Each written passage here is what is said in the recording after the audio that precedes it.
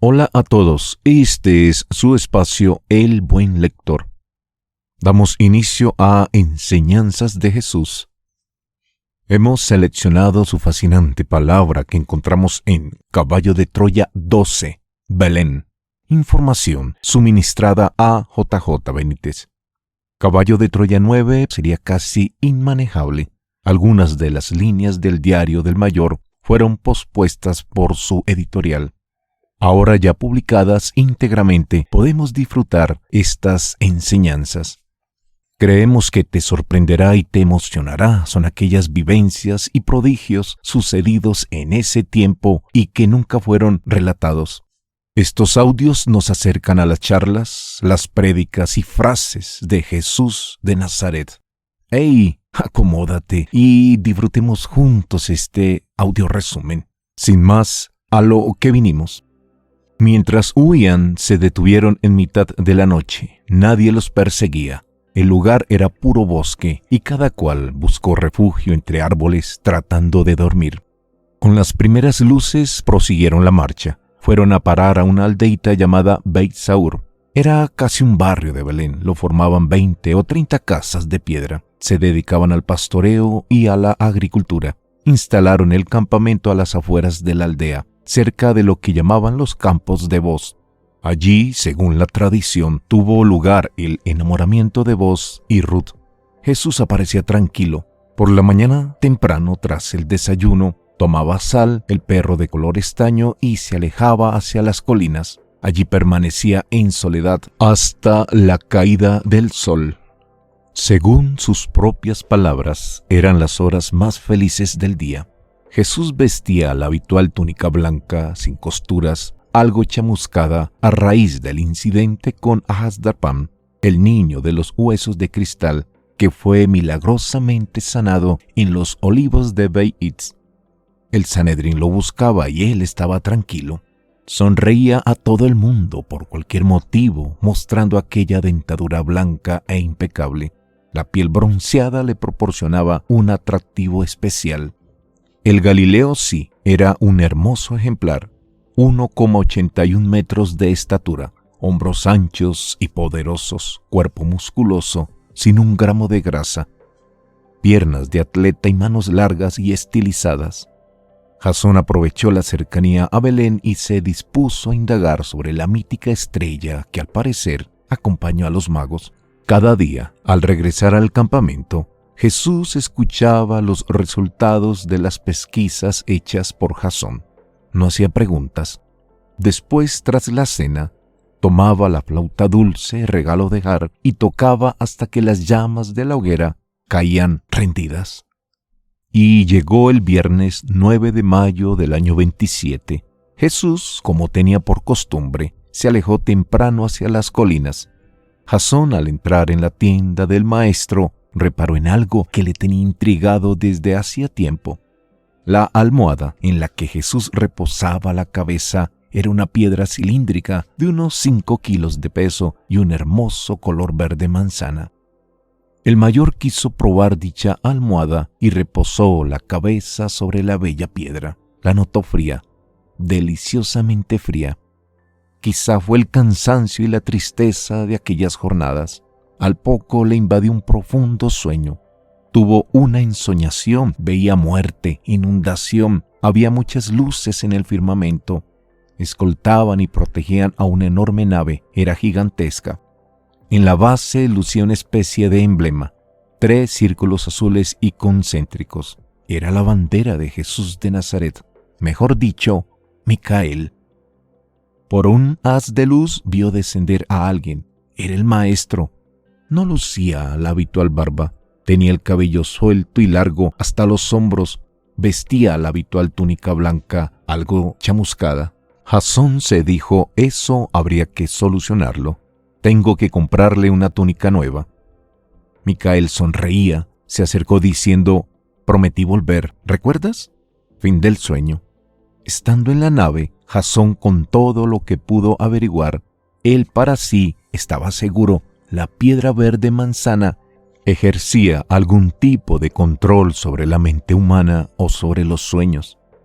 A partir de esos momentos la bautizó como la almohada de la esperanza. Esa tarde, cuando el maestro regresó al campamento, le buscó con la mirada. Jasón quizá enrojeció. Él sabía que Jasón se había quedado dormido sobre su almohada. Terminó sonriendo y le guiñó el ojo. Mensaje recibido. El domingo 11 de mayo se registró un suceso inquietante. Una representación de vecinos de Belén se presentó en el campamento. Querían confirmar una noticia. ¿Se hallaba el futuro rey de los judíos en Beit Saur? Juan Zebedeo, sin meditarlo, se apresuró a decir que sí. El Mesías es Jesús, el carpintero, nacido en Belén. Uno de los pastores regresó frente a los discípulos y preguntó abiertamente: ¿Es ese Jesús el que provocó la matanza de Herodes el Grande en Giló y en nuestra aldea? Nadie se atrevió a responder.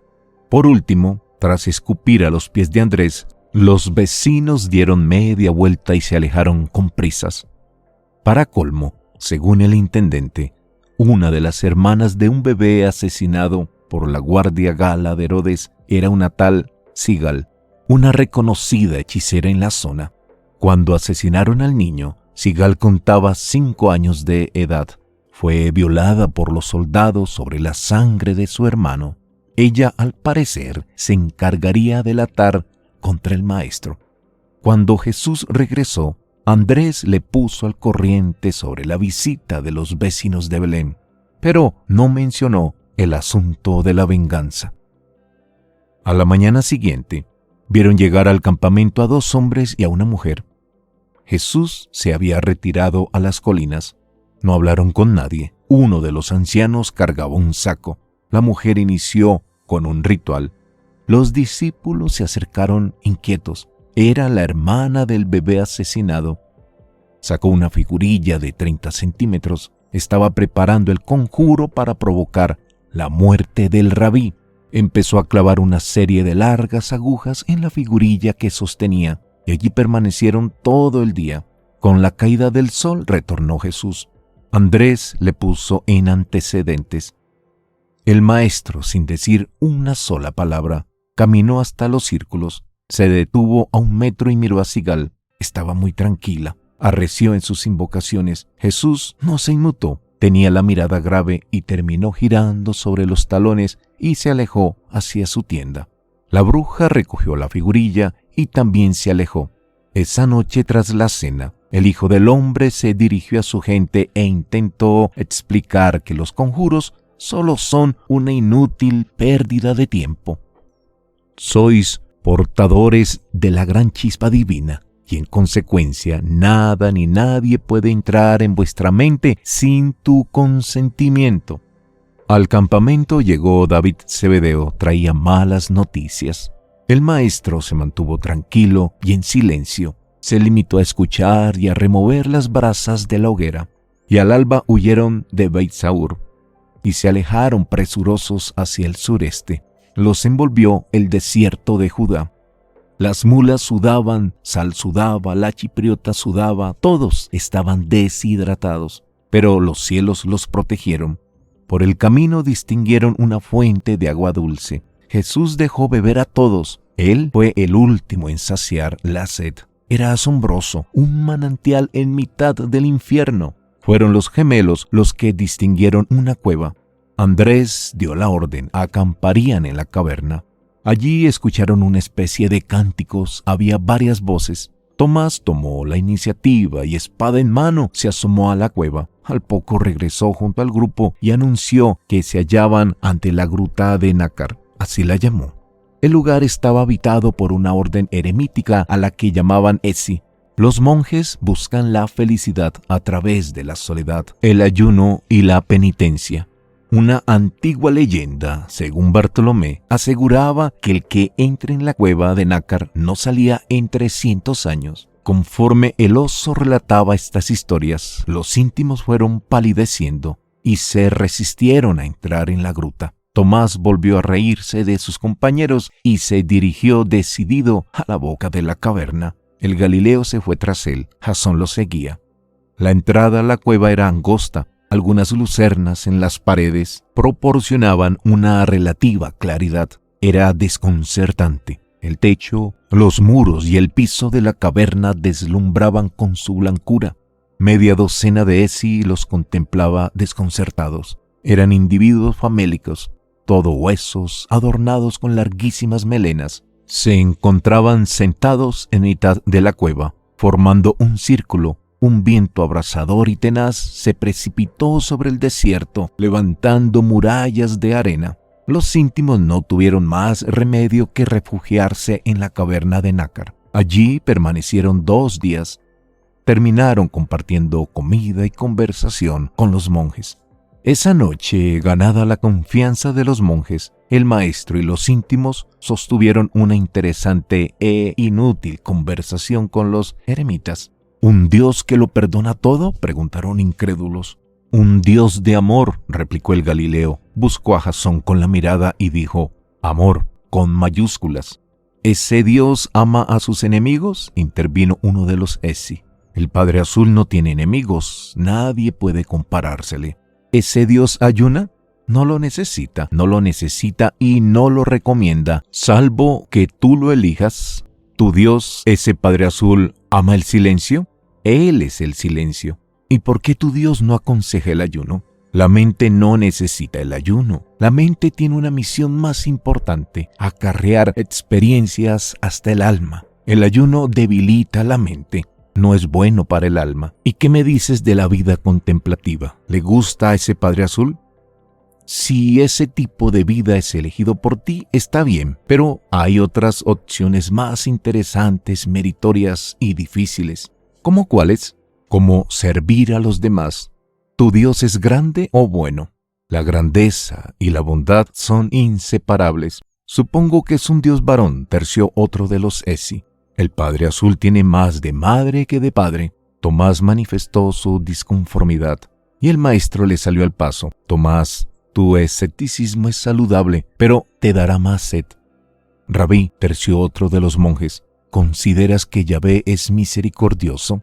Yahvé es el pasado, sentenció Jesús. Olvidadlo. He venido para retirar la venda del miedo de vuestros ojos. Todos los dioses son necesariamente misericordiosos. De lo contrario, no serían dioses. ¿Y los hombres?, intervino el más anciano, ¿por qué no son misericordiosos? Es un problema de madurez. Todo llegará.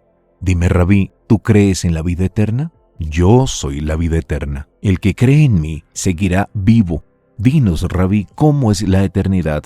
Y Jesús dijo sonriente, circular. La eternidad es circular.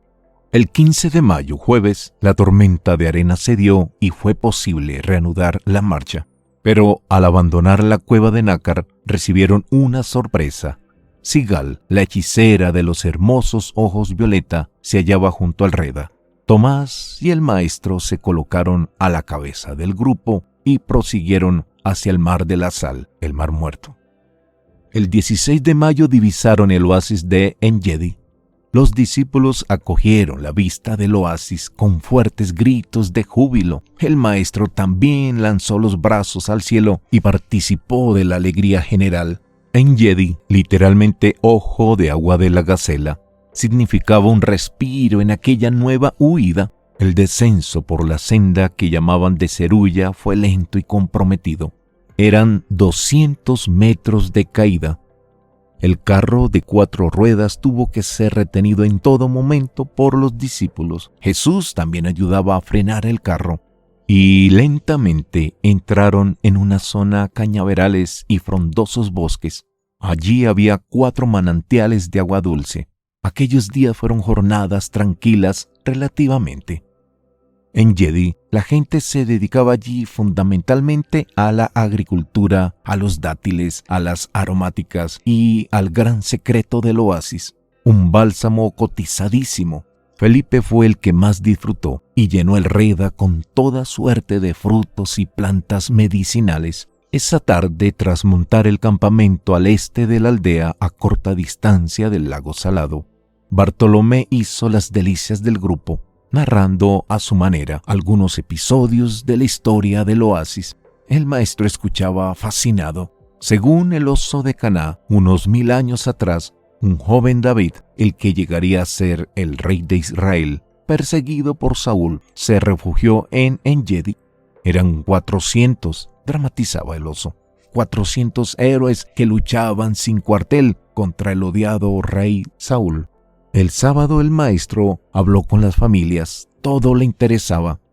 Sus sueños, las enfermedades, los niños, las cosechas.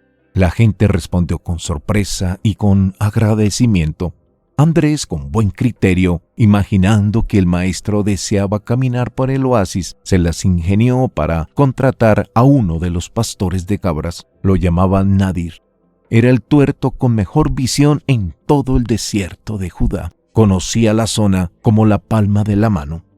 El domingo 18 de mayo, el perro de color estaño llevaba 2 días con vómitos, y el maestro optó por ahorrarle el sufrimiento de la ascensión hasta la cota 200. Al principio todo fue bien. Ascendieron por un par de cañones y dejaron atrás algunos pequeños manantiales. Por el camino encontraron nidos de hormigas tejedoras, nidos de seda a 5 y 10 metros del suelo. El maestro maravillado preguntó y preguntó. Lentamente se acercaron al salto de agua. Era una cascada de 15 metros de altura, blanca y espumosa. La cascada escondida los recibió alegre. Parecía saber quién la visitaba. El olor a azufre era intenso. Se trataba, en efecto, de una fuente terma. El grupo decidió tomar un baño. Lo necesitaban. El Galileo fue el primero en desnudarse. Colgó la túnica y el taparrabo en una de las ramas en un álamo y corrió, feliz, hacia la piscina natural. Dio un par de saltos y se precipitó a las aguas. Al poco emergió, reclamó a los discípulos. Los íntimos le imitaron en tropel y disfrutaron del baño. Nadir y Jasón permanecieron en la orilla. Se sentaron a la sombra de un sauce. Jasón situó la vara de Moisés entre las piernas y se dedicó a contemplar al Hijo del Hombre. No lograba acostumbrarse. Era un hombre Dios y sin embargo lo veía tan cercano, tan humano. Jesús reía, salpicaba a todo el mundo, se sumergía, saltaba sobre los hombros de Andrés y de Pedro e intentaba hundirlos. Se resistía cuando Mateo y otros trataban igualmente de sumergirlo. Nadaba con poder, era como un niño. Aquellos hombres lo amaban de verdad. Pasados 15 o 20 minutos, el maestro, agotado, optó por salir de la piscina. Lo hizo despacio. Al llegar a la orilla, se detuvo y procedió a escurrir los cabellos. Lo hizo con ambas manos y delicadamente. Nadir se puso en pie e intentó alertar al Galileo y señaló a los pies de Jesús. Una serpiente se deslizaba por la arena a escasa distancia de los pies desnudos del rabí. El guía le dio una orden: no te muevas. El maestro no se movió. La serpiente se alzó y se colocó en posición de ataque y emitió un fuerte silbido. Jasón pensó utilizar la vara de Moisés. No hubo tiempo. Todo fue vertiginoso. De pronto, en mitad de aquel cielo azul, se presentó un destello. Fue como un relámpago, pero azul y sin trueno. La luz llenó el lugar y todo se volvió azul. La cascada, la piscina, los discípulos, los árboles. La víbora yacía en tierra inmóvil y aparentemente muerta. El cráneo humeaba. Algo la había fulminado. Nadir y Jasón corrieron hacia el maestro. ¿Qué había sucedido? Jesús recogió la ropa, se vistió y sin mediar una sola palabra, se alejó de la cascada, descendiendo hacia la aldea. Los discípulos salieron del agua y preguntaron qué había pasado. Nadie supo qué decir. Según Nadir, la serpiente se encontraba en pleno periodo de apareamiento. Eso la hacía más agresiva. El cráneo presentaba un diminuto orificio. 2 horas después entraban en el campamento. Sigal, la hechicera, había dibujado 2 nuevos círculos concéntricos cerca de las tiendas y canturreaba nuevos conjuros contra el maestro. Al día siguiente, lunes 19 de mayo, Jesús se levantó de un humor excelente. Mientras desayunaban, se acercó a Jasón y sonriendo comentó: «Mi gente me cuida, pero gracias por tu gran corazón». Le guiñó el ojo y se dedicó a Sal, El perro no mejoraba. Fue a lo largo de esa mañana cuando Pedro y Juan Zebedeo propusieron visitar la colonia Nazir existente en el oasis. La oportunidad era única. Los Nazir formaban un grupo aparte en la comunidad judía. El cabello para los Nazir era otra señal de santidad. Nadie debía cortárselo. Johanan y Abner, el pequeño gran hombre, eran Nazir a perpetuidad. Desde primera hora de la mañana, Sigal, la bruja de Gilo, volvió a afanarse en su venganza. Dijo palabras que condenaban a Jesús, lo maldecía por 2000 años. El 20 de mayo iniciaron el ascenso hacia la meseta desértica de Judá, situada en la cota 200. Llegaron a la boca de la gruta en la que supuestamente David había perdonado la vida del rey Saúl. Se trataba de una cueva no muy grande, sin nada de particular. El bueno de Samuel exageró. Allí no cabía ni 20 personas. Minutos después divisaron la colonia Nazir, al pie de una curiosa cascada. Algunos Nazir salieron de las chozas y los observaron curiosos. Para charlar con ellos, tenían que pagar un as por cabeza. Judas Iscariote desembolsó lo acordado, 11 ases, y fueron a sentarse a la sombra, junto a una de las cabañas. El jefe líder, como si se tratase de algo habitual, comentó quiénes eran los Nazir, por qué se dejaban el pelo largo y por qué no podían tocar a los difuntos. El maestro escuchaba atento y con el rostro grave. Jasón empezó a notar un olor a podrido muy desagradable. Mientras aquel hombre contaba la historia de Sansón, se escuchó unos ruidos. Se producían unas ventosidades por aquel sujeto. Luego llegó aquel personaje, asombroso. Podía medir 2,40 metros de altura. Presentaba una cabellera negra hasta la cintura y unas manos enormes. Se cubría con una túnica roja y reía por cualquier motivo. Le entregó al líder una corteza de abedul muy recomendadas contra las infecciones bucales y la flatulencia. Andrés se puso en pie, dio las gracias por las palabras y animó a sus compañeros para que abandonaran la aldea. Todos obedecieron más que agradecidos y retornaron al campamento. En la tarde del miércoles 21 de mayo, Bartolomé, el oso de Caná, propuso hacer una visita a la cercana aldea de los esenios. El maestro declinó la invitación. Lo mismo sucedió con el resto de los íntimos. Solo Tomás y el referido Bartolomé optaron por la nueva aventura. Jasón se unió a ellos. Regresarían quizá en 3 días. El líder de los esenios les diría a ellos que quería conocer al supuesto Mesías. Fueron recibidos en el campamento de En-Gedi con especial alegría. El maestro besó en las mejillas a los esenios y esa noche, tras la cena, Oni fue directo a lo que le interesaba. Dicen tus discípulos que eres el Mesías libertador. ¿Qué tienes que decir? El maestro dirigió la mirada hacia Tomás y el oso de Caná. Estos bajaron la mirada. Mi reino, el que anuncio, habló Jesús, es invisible y alado. No necesita espadas ni escudos. No soy el Mesías que esperáis. En verdad os digo que ese Mesías militar no llegará nunca. ¿Estás tú por encima de la Torá? La ley dice. El Galileo no le permitió continuar. La ley de la que hablas fue idea del que me ha enviado. E insisto, no habrá ejércitos ni Mesías rompedor de dientes. Y te diré más, vosotros no conquistaréis Jerusalén. La ciudad santa será conquistada y demolida por vuestros enemigos. Los esenios se pusieron en pie y escandalizados hicieron ademán de abandonar la reunión. Pero Andrés solicitó calma. ¿También eres profeta?, se burló uno de los esenios. El Hijo del Hombre lo miró y lo envolvió en su sonrisa.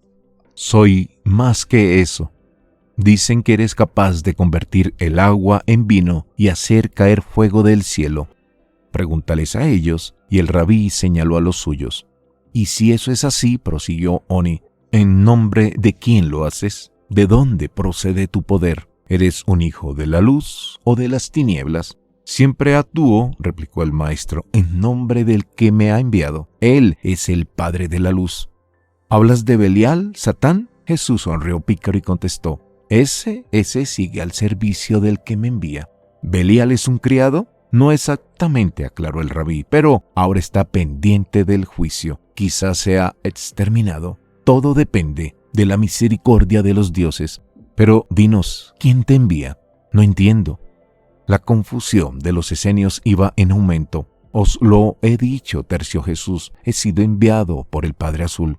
¿Te refieres a Yahvé, bendito sea? Más arriba o ni está yo. ¿Te burlas de nosotros? ¿Qué hay más arriba de Dios? El Galileo fue sincero, muy sincero, demasiado. Yahvé no fue Dios, Yahvé fue solo otro enviado, pero eso es historia. Ahora lo que cuenta es la esperanza que os ofrezco. ¿A qué esperanza te refieres?, bramó otro de los esenios. Hablo de la única esperanza que importa, la vida tras la muerte. ¿Y qué sabes tú de eso? Yo seré muerto por los quitín, pero me levantaré al tercer día. ¿Y ese Padre Azul?, intervino otro de los esenios, ¿te ha enviado para proclamar que hay vida tras la muerte? Jesús asintió con el rostro grave. Pero eso ya lo sabemos. Lo dice la ley y nuestros sabios. Lo que no dice la ley, le corrigió el rabí, es que seréis inmortales, hagáis lo que hagáis y penséis lo que penséis. Eso es imposible e injusto, declaró Oni muy enfadado. Los romanos y los infieles pagarán. Nadie pagará, cortó el maestro. Esa es la verdadera ley. Todos estáis destinados al paraíso, de momento. El esenio dijo, pero Yahvé, bendito sea su nombre, vendrá a juzgar a los impuros, así lo dice la ley. Jesús fue duro y claro. No confundas la voluntad del Padre Azul con los intereses de los hombres. Esa ley a la que te refieres fue manipulada por los que la escribieron. Dios no vendrá a juzgar a nadie, es más, ni siquiera vendrá. ¿También niegas el juicio final? No habrá juicio final, no es necesario. Los esenios se marcharon sin despedirse. El 27 de mayo, Sigal, la hechicera, continuaba con sus inútiles encantamientos, clavando toda suerte de agujas en el muñequito de cera. Ya nadie le prestaba atención. Cerca del ocaso se presentó un beduino. Traía en los brazos a una mujer llamada Bella. Era su madre. Preguntó por el hacedor de maravillas. Bella hacía años que no era capaz de desenvolverse por sí misma. Caminaba como los borrachos. No podía sostener un plato entre las manos. Hablaba con torpeza y cada vez peor. Jasón, por los datos aportados por el muchacho, dedujo que la beduina padecía una enfermedad degenerativa que provoca la descoordinación de los movimientos musculares. El mayor después le mostró un vaso de madera y rogó que lo tomara. La mujer se esforzó, pero no hubo forma de que se hiciera con él. La mano llegaba con violencia y derribaba el vaso o no llegaba. «Solo necesito que la toque», gritaba el beduino. «El maestro la curará». Y de los gritos pasó a las lágrimas. La hechicera se dirigió a la mujer, le hizo unos cantos raros, le decía que el barro es la vida y otras cosas más. Y cuando la hechicera se disponía a untar la cara de la beduina por segunda vez, una mano detuvo los dedos de Sigal. Era el maestro. Tomó la escudilla con el barro negro y la depositó despacio en el suelo. Después, arrodillándose frente a Bella, le acarició los cabellos y le regaló su mejor sonrisa.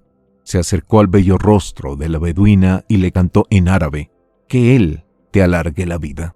Fue instantáneo. La penumbra del atardecer retrocedió y todo en el campamento y alrededores se volvió azul.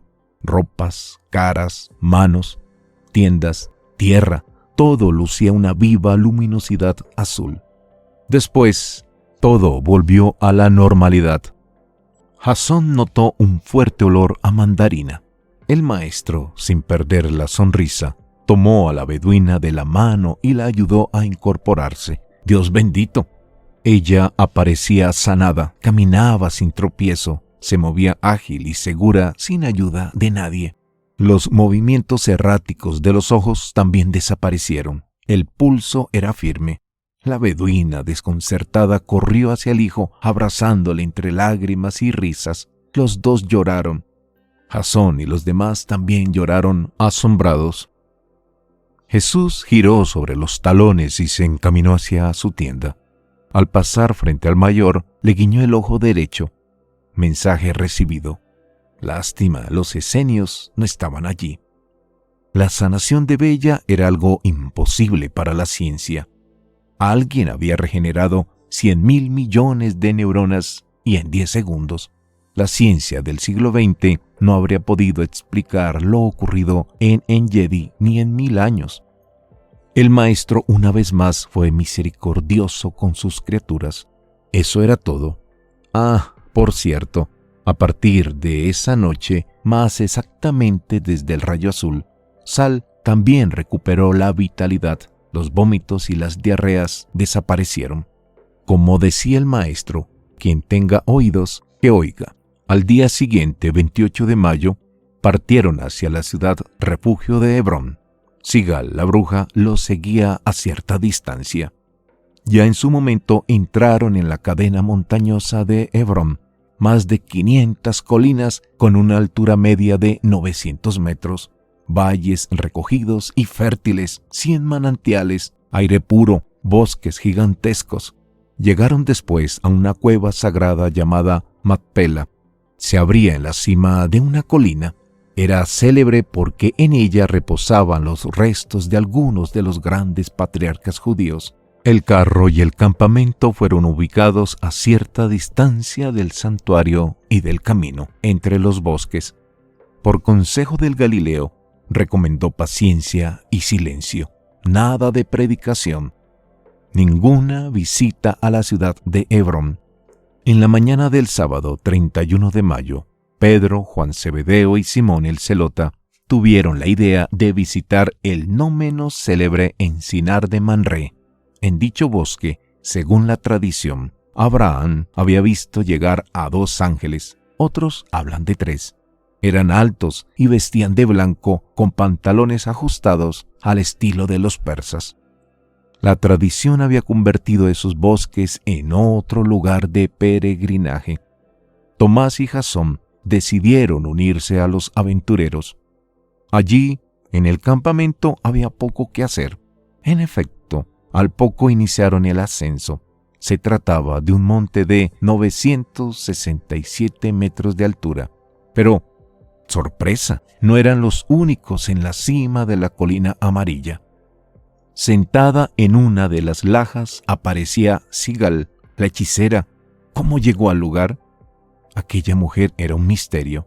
Había dispuesto a sus pies una pequeña cántara con una miel rubia y espesa, y siguió canturreando uno de los maleficios contra el Hijo del Hombre. Ellos buscaban algo. Quizá después de una hora se dieron cuenta que estaban cerca a la hechicera. En la linde del bosque se había presentado una cría de oso. No tendría más de 5 meses. Localizó la cántara, olfateó en todas direcciones, feliz. Terminó volcando el recipiente y devorando la apetitosa miel. En esos instantes, la bruja abrió los ojos y contempló la escena, y sin meditarlo se alzó, tomó una de las antorchas y la lanzó, furiosa contra el oso. La cría lanzó un chillido y huyó a la carrera. 2 minutos después, apareció aquella mole en el lindero del bosque. Era el padre o la madre del oso. El animal medía más de 2 metros. Todo fue muy rápido. El oso de pronto se lanzó al galope sobre la hechicera. Sigal era violentamente derribada por aquel monstruo. Lanzó un zarpazo sobre la cabeza de la mujer. Sigal quedó inconsciente. Simón, el Zelota, espada en mano, corrió hacia el oso, gritando como un loco. En segundos, el hierro que empuñaba el discípulo quedó sepultado en el pecho del oso, rompiéndole el corazón, y el animal se desplomó, muerto. En la caída, arrastró al bravo Zelota. Jasón y los demás corrieron y retiraron al animal. El discípulo quedó liberado. Se hallaba bien, aunque contusionado. La osa era una hembra. Miraron a Sigal. Seguía viva, pero inconsciente. La osa le había arrancado el ojo derecho.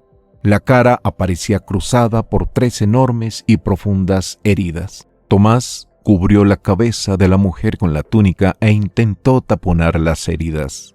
Y sin pérdida de tiempo, cargaron el cuerpo de la infeliz, iniciando el traslado al campamento. Ella perdió mucha sangre, pero resistió.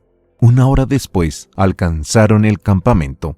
Felipe se hizo cargo, limpió las heridas. Con el ocaso regresó el Galileo. Andrés y Felipe le pusieron al corriente. Fue a la cocina, allí estaba Sigal. Se arrodilló junto a la mujer, tomó las manos de la hechicera entre las suyas y permaneció a su lado, en silencio, durante un largo rato. Besó las manos de Sigal dulcemente y terminó retirándose. Así era Jesús de Nazaret. No odiaba a nadie, ni siquiera a los que trataban de matarlo. Jasón aprovecharía esos días de obligada inactividad para intentar localizar a un pastor llamado Esda. El domingo 1 de junio, año 27, conversó con el maestro y le dijo sus deseos de localizar al pastor y viajar al sur del desierto. Jesús escuchó en silencio, le observó con curiosidad y le animó a marchar. Al despedirse comentó: «Regresa, por favor, e infórmame». Y partió Jasón temprano hacia el norte en búsqueda de Beit-Sur. Bartolomé, el oso de Canaá, y Judas Iscariote regresaron el lunes 9 de junio del año 27 de nuestra era. Los demás lo hicieron 2 días antes. Los deseos del Galileo eran ahora ir a Jerusalén. Es la voluntad del Padre Azul. Punto final. Sigal, la hechicera, fue trasladada al redacubierto. Esa noche acamparon cerca de la aldea de Beit-Saur. La familia de Sigal se hizo cargo de ella. Andrés les dijo lo sucedido y los badú se alejaron en silencio. Al día siguiente divisaron Jerusalén. Muchos de ellos dispusieron las espadas y las ocultaron bajo las túnicas. Un grupo se quedaría en la hacienda de Lázaro. Otro grupo fue hasta la base del bosque de los olivos. Esa noche, tras la cena, el maestro tomó la palabra y fue claro y rotundo.